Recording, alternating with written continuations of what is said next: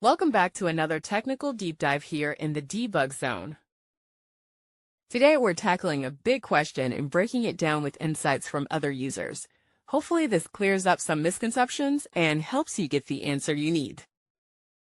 So buckle up, stay a little curious, and let's jump right in.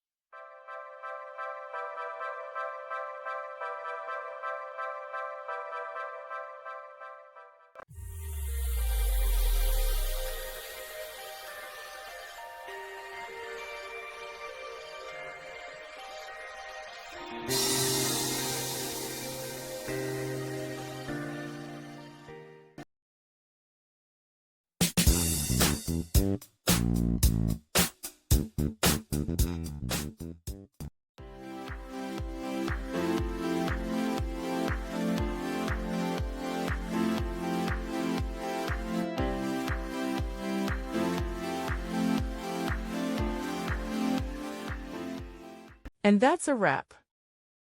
I hope you found the answer you were looking for. If you did, take a second to hit that subscribe button. It really helps out. And let me know in the comments which solution worked best for you.